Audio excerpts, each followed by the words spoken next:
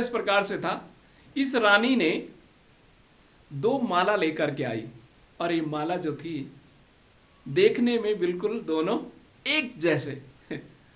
राजा ने जब वो माला को देखा तो राजा भी एक बार जो है वो थोड़ा सा सोचने लगे, और उसकी जो प्रजा वहां पर थी, प्रजा भी जो है, जब उन्होंने वो 2 मालाओं को देखा, उस रानी ने दिखाया, राजा आपकी बुद्धिमानी की जो चर्चाएं हैं पूरे दुनिया भर में होती हैं, और मैंने भी सुना है कि आप बहुत बुद्धिमान हैं, लेकिन अगर आप मेरे इन मालाओं को सही माला कौन है या रियल माला कौन है, और जो एक दूसरी माला जो है वो रियल नहीं, एक रियल है इसमें और एक रियल नहीं है, एक जो ओरिजिनल है और एक डुप्लीकेट है, आप अगर पहचान कर पाए कि ओरिजिनल कौन है, डुप्लीकेट का कौन है, तो मैं आपको समझ पाऊँ कि सचमुच आप बुद्धिमान राजा हैं।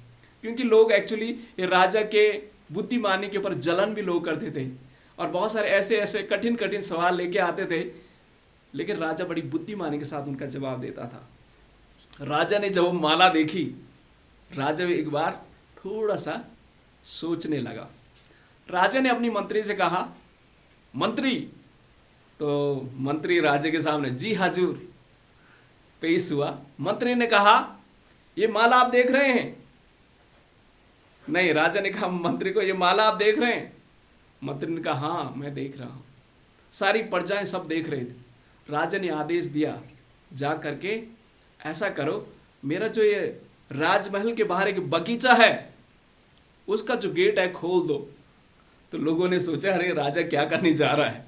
लोगों ने बड़े ध्यान से देखा, तो मंत्री ने जैसे ही गेट खोला, वहां से मधुमक्खियां जो है अंदर प्रवेश कर गई, और जब प्रवेश मधुमक्खी अंदर की तो क्या हुआ, जो ओरिजिनल फूल की माला थी उसके ऊपर मधुमक्खी बैठ गई, जो डुप्लीकेट थी उसमें नहीं बैठा। राजा ने रानी से कहा, ये जो है ओरिजिनल माला है, और रानी इस बात से बहुत ही चकित हो गई, और राजा की जो बुद्धिमानी है पूरी प्रजा में और ज़्यादा उनका जो नाम है बड़े धूमधाम के साथ और बड़े आदर के साथ और फैल गया राजा का नाम।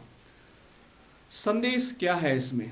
संदेश इस प्रकार से है, जब आप बाइबल की घटनाओं को पढ़ेंगे, प्रभु यीशु मसीह से भी लोग, उस समय के बुद्धिमान लोग, उस समय के लोग विभिन्न प्रकार के सवाल, विभिन्न प्रकार के बातें प्रभु यीशु मसीह के सामने लेके आते थे और पूछते थे, आप बताओ इसका मतलब क्या है। बड़ी बुद्धिमानी के साथ वकील, अगर मैं आज की वर्तमान समय की बात करूं तो जो पढ़े लिखे वकील जो हैं, पढ़े लिखे फिलोसोफर जो हैं, पढ़े लिखे बुद्धिमान उस समय के जो लोग थे, यीशु मसीह के पास आते थे और उनसे सवाल, ऐसे कठिन कठिन सवाल करते थे। प्रभु यीशु मसीह बड़ी बुद्धिमानी के साथ उनका सवाल का जवाब देते थे, और वो लोग क्या हो जाते थे, चुप हो जाते थे, उनके सामने जवाब या सवाल नहीं कर पाते थे। हमारे प्रभु यीशु मसीह पूरे संसार का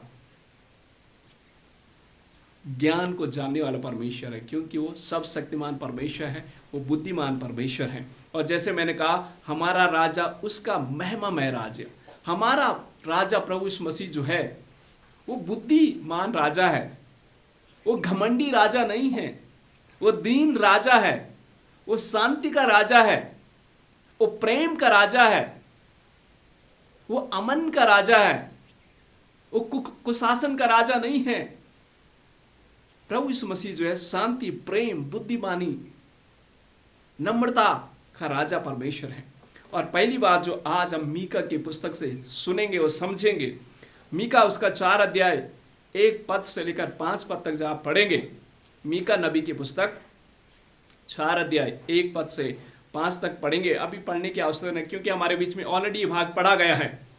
ये घटना 741 बीसी और 725 बीसी की है। उस समय क्या हुआ, मीका जो भविष्यवक्ता है, भविष्यवाणी कर रहा है, यानी भविष्य की बातें कह रहा है। लेकिन उस समय मालूम है अब क्या हो रहा था? उस समय एक राजा था, जिस राजा का नाम था आहाज, और ये यहूदा देश के ऊपर राजा था।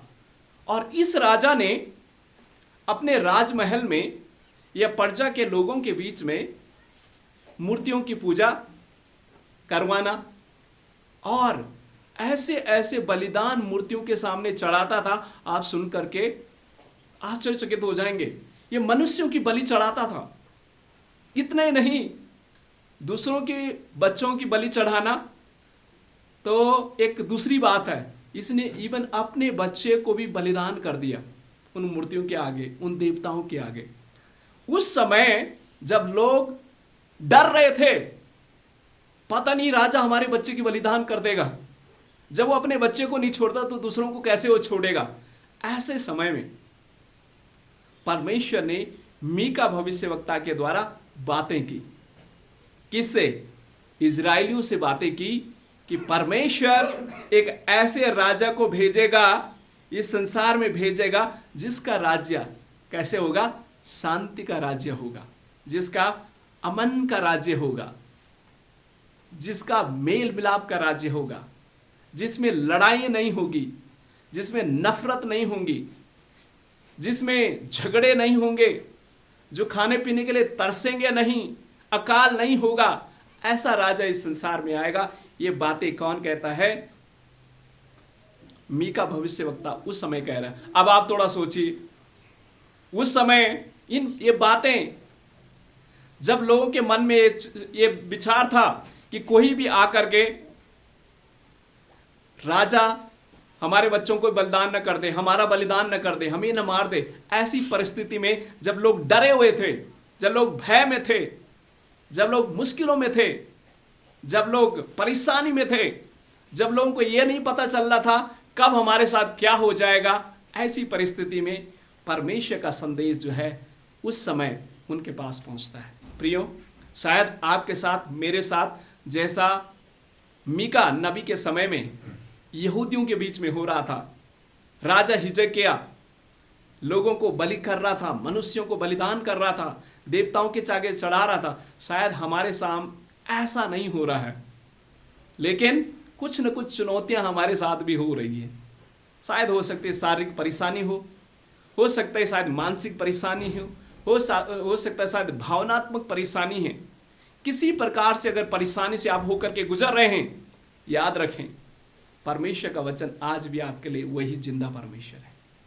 आपकी बीमारियों से, आपकी परेशानियों से, आपकी मुश्किलों से, आपके संकट से, आपकी हर एक परेशानी से परमेश्वर कहता है, मैं एक राजा हूं जो तुम्हें शांति के साथ, मुश्किलों के साथ, परेशानियों के साथ बाहर निकालने की क्षमता रखता हूं।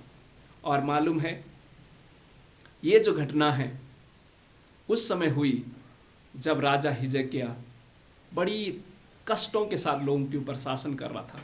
आज वर्तमान के समय में भी अगर आप न्यूज़पेपर को देखें, सोशल मीडिया को देखें, आप देखने पा रहे हैं स्थितियां ठीक नहीं है, देशों में स्थितियां ठीक नहीं हैं। एक दूसरे के ऊपर शासन कर रहा है, एक दूसरे के ऊपर कुशासन कर रहा है, दूसरे की आलोचना कर रहा है। विभिन्न प्रकार की समस्या हमारे देश में चल रहे हैं। हमारे देश की बात नहीं, पूरे विश्व भर में देखिए, एक देश दूसरे देश के ऊपर आक्रमण कर रहा है। ये आज संसार में जो है मुश्किल का समय है, कष्टों का समय है, परेशानी का समय है। ऐसी परेशानी का समय में भी परमेश्वर आपको मुझे उत्साहित करना चाहता है कि मैं इस समय को बदलने की शक्ति रखता हूं। आमीन। परमेश्वर इस हालात को बदल देगा, परमेश्वर इस मुश्किलों को बदल देगा, क्योंकि हमारा परमेश्वर प्रभु यीशु मसीह आएगा और हमें अपने साथ लेके जाएगा। आमीन। ये खुशी हमारे लिए है, ये मैसेज हमारे लिए है कि हमारा प्रभु आएगा और हमें अपने साथ लेके जाएगा। तो ये संदेश हमारे लिए है। तो पहली बात याद रखें, हमारे उज्जवल भविष्य की झलक। ये पहली बात, हमारे उज्जवल भविष्य की झलक, यानी हमारा जो भविष्य कैसा है? उज्जवल है। हमारा भविष्य कैसा है?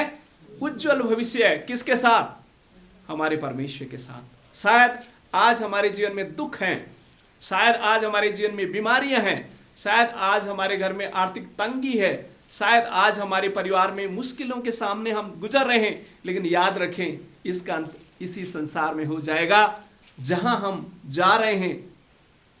जहां हम जा रहे हैं हमारे परमेश्वर के साथ, वहां ना बीमारी होगी, न दुख होगा, न कष्ट होगा, न परेशानी होगी, न मुश्किलें होगा। वह शांति और अमन और परमेश्वर की उपस्थिति वहां पर सदा सदा रहेगी। तो हमारा भविष्य कैसा है? उज्जवल है। किसके साथ? हमारे प्रभु यीशु मसीह के साथ। वर्तमान की संकट को, वर्तमान की समस्या को लेकर के घबराए नहीं, डरे नहीं। यही संदेश उस समय मीका नबी उनको देना चाहता था। आज शायद वातावरण ठीक नहीं है, मुश्किलें हैं, लेकिन मुश्किलें टल जाएगी। जैसे दिन रात में बदलता है और रात दिन में बदलती है, ऐसे ही दुख जो है सुख में बदल जाएगा। यह संदेश परमेश्वर उसके द्वारा नबी मीका के द्वारा देना उस समय चाहता था। दूसरी बात जो आज हमने पढ़ा भजन संहिता उसका 118 उसके 1 पद से लेकर 2 पद तक और उसका 19 से लेकर 29 पद तक, उसमें जो दूसरी बातें हमें सीखने को मिलती है वो ये है, धन्यवाद करो और प्रभु के आगमन में आनंदित हो। धन्यवाद करो और प्रभु के आगमन में आनंदित हो। मालूम है ये भजन जो है भजन संहिता 118, यहूदी लोग, इजरायली लोग ये पासोवर फसह के पर्व में गीत गाया करते थे। जैसे लिटर्जी आज हमारी है, यहां से याजक एक भाग पढ़ता है और पीछे मंडली दूसरा भाग कहती है। उसी प्रकार से जब इजरायली लोग यरूशलेम में इस पर्व को मनाने के लिए जाते थे, कौन सा पर्व? फसह का पर्व, पासओवर। पासओवर क्या है? वो पासओवर वो घटना है जब इजरायली लोग मिस्र की गुलामी में थे और काफी समय से प्रार्थना कर रहे थे, हे प्रभु इस गुलामी से मैं बाहर निकाल। काफी समय से परेशान थे वो लोग, गुलामी में थे और उनके ऊपर कुछ शासन किया जा रहा था फिरौन के द्वारा, मिस्र के राजा के द्वारा। बहुत ही सताए उन्हें जाता था, बहुत ही कष्टों में वो लोग थे। बड़े रो के विलाप करते हुए परमेश्वर से दुआई दे रहे, हे प्रभु हमें बाहर निकाल इस कष्ट से। और परमेश्वर ने मूसा नबी के द्वारा उन्हें वहां से बाहर निकाला। लेकिन ये आसानी से बाहर नहीं जाने दिया उसने। किसने? फिरौन राजा ने। 10 विपत्ति उसके ऊपर आई। जब 10 विपत्ति फिरौन के ऊपर तब जाकर के उसने जाने दिया, लेकिन जाने के बाद फिर से उनके पीछे पड़ गया और लाल समुद्र में पूरी फिरौन की सेना वहीं मर गई। इजरायली लोग लाल समुद्र पार करके बच गए। उस दुख को याद करते हैं, उस पर्व को याद करते हैं कि कैसे परमेश्वर ने हमें बाहर निकाल। पास ओवर का मतलब होता है हमें कैसे उस बीमारी से, कैसे उस मृत्यु से, कैसे उस संकट से परमेश्वर ने हमें बाहर निकाला। जब इजरायलियों के घर में बीमारियां आई, अकाले आए, महामारी आई, मिस्रियों के घर में महामारी अकाले आए, तो इजरायलियों के घर में कुछ भी नहीं हुआ, कुछ भी संकट उनके ऊपर नहीं आया। तो उस चीज को धन्यवाद करते हैं कि प्रभु तूने हमें कैसा बचाया। ये भजन जो है उस चीज को याद करते हैं, परमेश्वर का धन्यवाद देते हैं और आगमन, परमेश्वर के आगमन के यानी आने वाले समय में परमेश्वर आएगा, हमें बचाएगा, उस चीज को स्मरण करते हैं। तो ये भजन जो है उस चीज का स्मरण है जब भजनकार इस बात को याद कर रहे हैं कि हे परमेश्वर जब हम गुलामी में थे, हे परमेश्वर जब मुश्किलों में थे, हे परमेश्वर जब जंगल में भटके हुए थे, खाने के लिए तरस रहे थे, पानी पीने के लिए तरस रहे थे, उस समय परमेश्वर ने उन लोगों को जंगल में जब भूख के मारे तरस रहे थे, परमेश्वर ने उन्हें रोटी खिलाई, स्वर्गीय रोटी दी।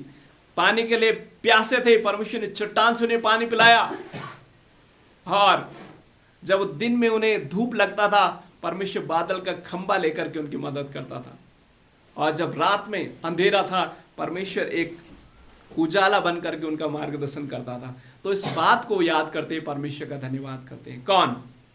उस समय इजरायली लोग परमेश्वर का धन्यवाद करते हैं। प्रियो, आज आपके लिए मेरे लिए क्या संदेश है? संदेश ये है, परमेश्वर ने आपके जीवनों में, आपके परिवारों में बहुत सारी आशीषें दी हैं। याद करें उन आशीषों को, अपने जीवन में झांकें। कौन सी वो आशीष है परमेश्वर जो आपने हमारे जीवन में दी है, हमारे परिवारों में दी है? स्मरण करें उनको और परमेश्वर का धन्यवाद करें, क्योंकि परमेश्वर भला है, परमेश्वर विश्वास योग्य है और उसकी भलाई को स्मरण करें। आप और मैं परमेश्वर को क्या दे सकते हैं सिवाय धन्यवाद के। हर बात में परमेश्वर का धन्यवाद करें। एक घटना मुझे याद आती है। ये घटना इस प्रकार से है, एक राजा अपनी सेना के साथ जब जंगल में शिकार करने के लिए जाना चाह रहे थे, तो उसका एक मंत्री था। वो कहता था, हर बात में यही कहता था, जो होता है वो अच्छे के लिए होता है, जो होता है वो अच्छे के लिए होता है। तो क्या हुआ, राजा तैयार हो रहा था किसके लिए, जंगल में शिकार करने के लिए। अचानक से क्या हो गया, राजा की जो है उंगली जो है थोड़ा सा कट गई, और कट गई तो मंत्री कहा जो होता है वो अच्छे के लिए होता है। राजा को बड़ा गुस्सा आया, उठा करके इस मंत्री को जेल में डाल दिया। मेरी उंगली कट गई, कहता जो होता है अच्छे के लिए होता है, उठा करके जेल में डाल दिया। और जब इसको जेल में डाले तो उस समय उसने कहा जो होता है वो अच्छे के लिए होता है। राजा ने सोचा तो पागल है, इसको बंदी रहने दो। राजा जंगल में शिकार करने के लिए अपनी सेना के साथ जाता है, और बड़े घने जंगल में राजा बहुत दूर चला जाता है, और उसकी जो सैनिक कुछ होते हैं वो पीछे छूट जाते हैं, और राजा शिकार करते करते घने जंगल की ओर चला जाता है। और वहां पर वो जंगली लोग जैसे राजा को उन्होंने देखा, राजा को पकड़ा, उठा करके अपने जंगली राजा के पास ले गए।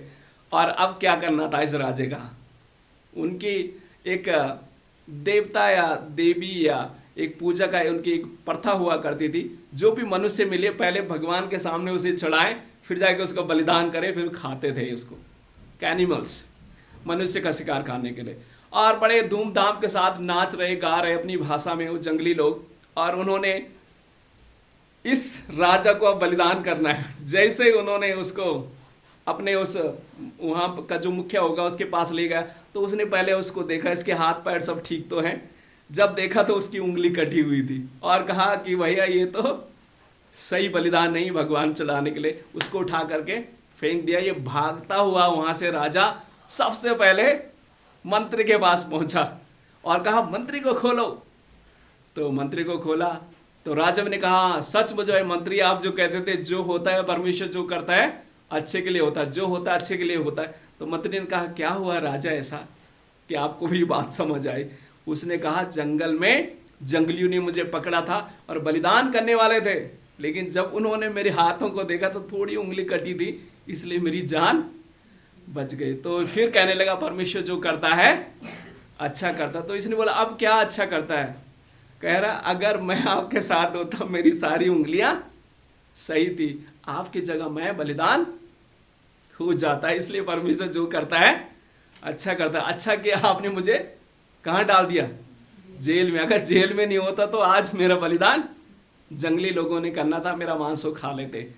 तो प्रियो परमेश्वर का धन्यवाद करें हर मुश्किलों में। कई बार आपको मुझे समझ नहीं आएगा, लोग हमारी मजाक भी बनाएंगे, पर जब आप मैं धन्यवाद करना शुरू करते हैं, और आपको मैं परमेश्वर को क्या दे सकते हैं सिवाय धन्यवाद। इजरायली लोग भी इस बात को समझ पाए, हे प्रभु धन्यवाद आपका कि कैसी कैसी मुश्किलों से, कैसे कैसे कष्टों से, कैसे कैसे समस्या से प्रभु आपने हमें बचाया है। तो परमेश्वर का धन्यवाद हर बातों में करें। अगर आप दुख में भी हैं, अगर मुश्किलों में भी हैं, परेशानी में भी हैं, परमेश्वर से कहें हे प्रभु तेरा धन्यवाद, मैं जानता हूं ये दुख आज मेरे जीवन में है, ये दुख सुख में बदल जाएगा। आमीन। ऐसा कह सकते हैं, यस हम कह सकते हैं। और मैं अपने जीवन से भी अनुभव बताना चाहता हूँ, जब जब मेरे जीवन में दुख और कष्ट आते हैं, मुश्किलें आती, परमेश्वर का धन्यवाद करता हूँ, और वो पल भर में कुछ समय के बाद मुश्किलें आनंद में बदल जाती है। आमीन। तो हमेशा परमेश्वर का धन्यवाद करें, यही भजन संहिता से हमें सीखने को मिलता है। मैं जस्ट आगे बढ़ना चाहता हूँ। अगला भाग जो हमने पढ़ा था, कहाँ से पढ़ा, रोमियो की पत्री उसका 8 अध्याय उसका 18 वचन से लेकर 25 वचन तक।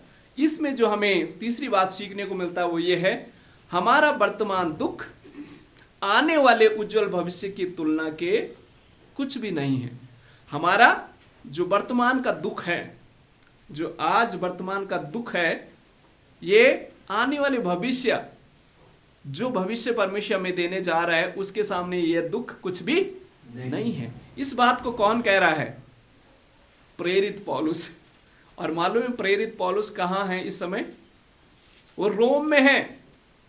प्रेरित पौलुस बहुत कष्टों से होकर के गुजरा, राजाओं के सामने, सैनिकों के सामने, मंत्रियों के सामने, गवर्नर के सामने बहुत सारी ताड़नाओं को लेकर के पौलुस जो है गुजरता है, और बड़े दुख में होकर के गुजरता है, बड़े संकट में होकर के गुजरता है। लोग उसे बहुत गाली देते थे, उसके ऊपर पत्थरवाह करते थे, उसे कोड़ा मारते थे, और उसके ऊपर बहुत बुरा भला जो है पौलुस को कहते हैं। और पौलुस क्या कह रहा है, ये जो दुख होकर के मैं जा रहा हूं ना, ये कुछ भी नहीं है, ये दुख कुछ भी नहीं है उस महिमा के जो आने वाले समय में परमेश्वर मुझे देने जा रहा है। वो जीवन जो परमेश्वर मुझे देने जा रहा है, वो आशीष जो परमेश्वर मुझे देने जा रहा है, वो मुकुट जो परमेश्वर मुझे देने जा रहा है, ये दुख उसके सामने कुछ भी नहीं। प्रियो, आपके लिए मेरे लिए संदेश क्या है?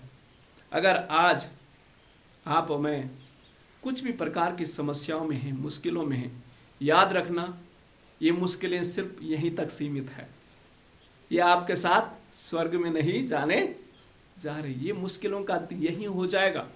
ये संसार जहां पर आप में हैं, ये कष्टों का संसार है, ये परेशानी का संसार है, ये मुश्किलों का संसार है। ये दुख जो है, ये उस दुख के सामने कुछ भी नहीं है जो हमें हमारी मृत्यु के बाद जो दुख मिलेगा उन लोगों को जो प्रभु पर विश्वास नहीं करते हैं।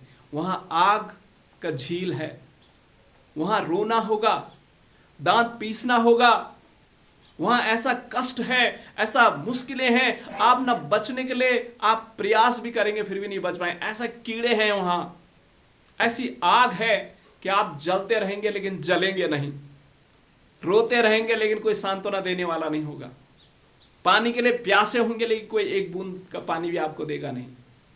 ऐसे कष्ट की जिंदगी, वो अधिलोक, वो नर्क वहां पर उन लोगों के लिए है जो प्रभु पर विश्वास नहीं करते हैं। लेकिन पौलुस कहता है ये कष्ट कुछ भी नहीं मेरे लिए, इस संसार में जो हूं मैं, ये कष्ट मेरे लिए कुछ भी नहीं है। प्रभु जब आएगा मैं उसके साथ चला जाऊंगा और उसके साथ अनंत जीवन जीऊंगा। मेरे प्रियो, आपके लिए मेरे लिए यही संदेश है। इस संसार में अगर आप दुखों से, कष्टों से, मुश्किलों से होकर के जा रहे हैं, अगर आप प्रभु पर विश्वास करने वाले लोग हैं, प्रभु के लिए मुश्किलें उठाना चाहते हैं, प्रभु के लिए मुश्किलें अगर उठा रहे हैं, प्रभु आपको अनंत जीवन देगा और वो जीवन में कभी दुख और कष्ट और मुश्किलें नहीं होंगी। आमीन। और अगली और लास्ट अंतिम बात कह करके मैं समाप्त करना चाहता हूँ। जो चौथी बात हमें सीखने को मिलेगा वो यूहन्ना रचित सुसमाचार उसका 12 अध्याय उसका 12 पद से लेकर 19 पद तक जो इस भाग को हमने पढ़ा, इसमें इस घटना का वर्णन है। हमारे प्रभु यीशु मसीह किसके ऊपर चढ़ करके आ रहे हैं? एक गधे के बच्चे के ऊपर चढ़ करके कहां प्रवेश कर रहे हैं? यरूशलेम। मालूम है आपको गधे में राजा कब चढ़ते थे? एक्चुअली वहां के इतिहास में, प्राचीन इतिहास में इस प्रकार से हैं, जब कोई राजा घोड़े के ऊपर सवार करके दूसरे राज्य में जाए या कहीं प्रवेश करे तो उस चीज का संदेश था कि राजा लड़ाई करने के लिए आ रहा है। पर अगर कोई राजा गधे के ऊपर बैठ करके आ रहा है तो इसका संदेश था कि राजा शांति का सुसमाचार लेकर के आया है। और प्रभु यीशु मसीह जब गधे के ऊपर बैठ करके यरूशलेम में प्रवेश किए तो इसका सब लोग समझ आए कि ये जो राजा है वो शांति का राजा है, वो लड़ाई झगड़े करने वाला राजा नहीं है। उस समय राजा वो होता था जिसकी सेना भी मजबूत होती थी, और जो बलवान राजा होता था, योद्धा राजा होता था, अपनी सेना के साथ, पूरी जवानों के साथ, बड़ी फौज के साथ जाकर के दूसरे राज्य के ऊपर आक्रमण करके उनको हरा करके जीत करके लेके आता था। लेकिन प्रभु यीशु मसीह लड़ाई करने वाला राजा नहीं था। प्रभु यीशु मसीह शांति और अमन का राजा था। और प्रभु यीशु मसीह के जो राज्य है वो लड़ाई झगड़े का नहीं, वो शांति और अमन का राज्य है। प्रियो, पाम संडे का संदेश आपके लिए मेरे लिए क्या है? हमारा प्रभु यीशु मसीह जो इस दुनिया में आ रहे हैं, फिर से आएंगे, आप और मैं उनके साथ हमेशा हमेशा के लिए रहेंगे, और वहाँ दुख नहीं होगा, वहाँ कष्ट नहीं होगा। ये जो डाली आप देख रहे हैं, खजूर जो है एक शांति का प्रतीक है, खजूर जो है एक सफलता का प्रतीक है, खजूर जो है ये एक धार्मिकता का प्रतीक है। तो ये संदेश हमें क्या देता? प्राकृतिक, ये नेचर जो वातावरण आप देख रहे हैं, ये सृष्टि जो है फिर से परमेश्वर उसको नया करने जा रहा है। आमीन। पूरी सृष्टि को नया करने जा रहा है और उस सृष्टि में प्रभु यीशु मसीह का राज्य होने जा रहा है, जहां पर आप और मैं सब लोग होंगे और वहां शांति होगी, वहां अमन होगा, वहां भाईचारा होगा, वहां रोग नहीं होगा, वहां कष्ट नहीं होंगे, जीव जंतु पशु आपस में लड़ेंगे नहीं, बच्चे डरेंगे नहीं किसी जानवरों से, ना किसी पशुओं से। वहां पर शांति और अमन सब कुछ होगा। तो 3 बातों को लेकर के मैं समाप्त करना चाहता हूं, क्या आप अपने जीवन में लागू करें। दुख के बाद सुख आपको निश्चित मिलेगा। मसीह यीशु में इस बात को याद रखना। अगर आप दुख में आज हैं, परमेश्वर आपको सुख देगा, इस बात को कभी ना भूलें। दूसरी बात, हर बात में परमेश्वर का क्या करें, धन्यवाद। हर बात में परमेश्वर का धन्यवाद। अगर मुश्किलें भी हैं, परेशानी भी है, कष्ट भी है, परमेश्वर का धन्यवाद करें। तीसरी बात याद रखें, दीनता का जीवन जिए, घमंड का नहीं, दीनता का जीवन जिए, शांति का जीवन जिए और प्रेम का जीवन जिए और भलाई का जीवन जिए। जैसे मदर टेरेसा ने भलाई किया, आप भी भलाई